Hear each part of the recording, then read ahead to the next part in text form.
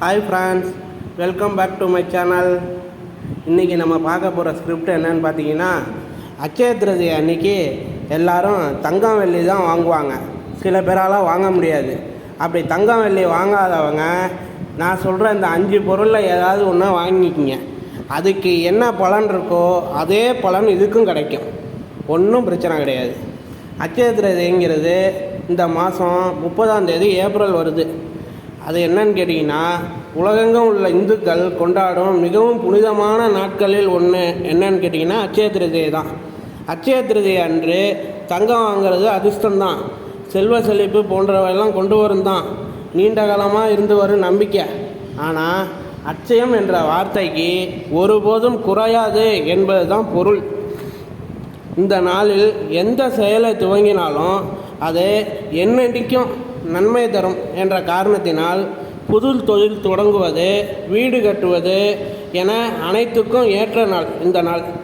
அதோடு மட்டும் இல்லாமல் அன்றைய தேதியில் தொடங்கப்படும் அனைத்து முடிவில்லாமல் தொடர்ந்து நிலைக்கும் என்றும் நம்பப்படுகிறது.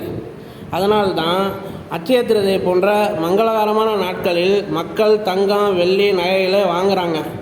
2025ஆம் ஆண்டு இந்த வருஷத்தில் அட்சய திருதியை எப்போது கொண்டாடப்படுகிறதுன்னு பார்த்தீங்கன்னா ஏப்ரல் 30ஆம் தேதி தான் வருது. பொதுவாகவே ஏப்ரல் மற்றும் மே மாதங்களுக்கு இடையில் தான் இந்த நன்னாள் இருக்கும். பாம்பு பஞ்சாங்கப்படி அட்சய திருதியை புதன்கிழமை அன்றைக்கு வருகிறது. அட்சய திருதியை பூஜை செய்வதற்கான நல்ல நேரம் எப்போன்னு பார்த்தீங்கன்னா ஏப்ரல் 29ஆம் தேதி மாலை 5:30 தொடங்கி மறுநாள் ஏப்ரல் 30ஆம் தேதி மதியம் 2:12 வரை இருக்குது. அட்சய திருதியை தினத்தன்று அதிக வாங்கப்படும் பொருட்கள் தங்கம் வெள்ளி தவிர மேலும் ஒரு 5 பொருள் இருக்குது. அது என்னென்னு நம்ம பின்னாடி பார்ப்போம். ஃபஸ்ட்டு மண்பானை. அட்சய திருதியை அன்று மக்கள் வாங்கக்கூடிய மற்றொரு பொருள் மண்பானை. தங்கம் வெள்ளி போன்ற விலை உயர்ந்த பொருட்களை வாங்க முடியாதவங்க கோடை மாதங்களில் பயன்படுத்தும் விதமாக மண்பானையை வாங்கலாம். மண்பானை மண்ணை கொண்டு தயாரிப்பதால் இதில் பூமாதேவி மற்றொரு வடிவமாக கருதப்படுகிறாள். இதனால் அவருடைய ஆசீர்வாதம் நமக்கு பரிபூர்ணமாக இருக்கும். அடுத்தது என்னன்னு பார்த்தீங்கன்னா துளசி செடி. உலகம் முழுவதும் உள்ள இந்துக்கள் துளசி செடியை தெய்வமாக வணங்குறாங்க. இது மகாலட்சுமியின் மற்றொரு வடிவம். வீட்டில் துளசி செடி இருந்தால் வீட்டில் உள்ளவர்கள் ஆரோக்கியத்துடன் இருப்பார்கள் என்பது ஐதீகம். இது எல்லாராலும் நம்பப்படுகிறது. எனவே அட்சய திருதியை நாளில் வீட்டிற்கு துளசி செடியை கொண்டு வர மகாலட்சுமியின் ஆசீர்வாதம் நமக்கு பரிபூர்ணமாக இருக்கும். அடுத்தது என்னன்னு பார்த்தீங்கன்னா பருத்தி.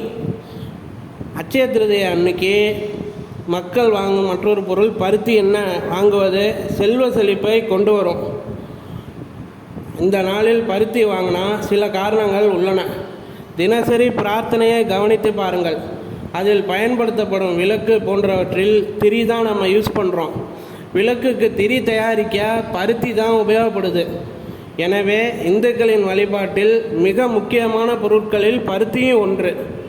எப்படி விளக்குகள் இருளை நீக்கி ஒளிர செய்கிறதோ அதேபோல் நம் வாழ்க்கையில் ஒளி பிறக்கவும் பருத்தி வாங்குவது நல்லது.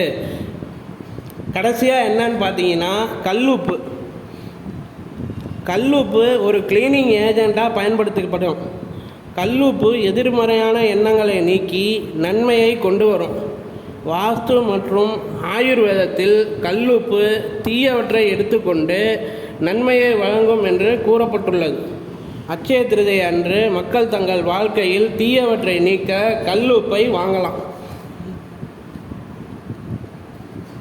ஓகே ஃப்ரெண்ட்ஸ், தங்கம் வெள்ளி தான் வாங்கணும்னு இல்லை. நீங்கள் நான் மேலே சொன்ன அந்த பேலன்ஸ் ஐட்டம்ஸில் ஏதாவது ஒன்று வாங்கினீங்கன்னா அட்சய திருதியை அன்றைக்கி வச்சு நீங்கள் வழிபாடு செய்யுங்க.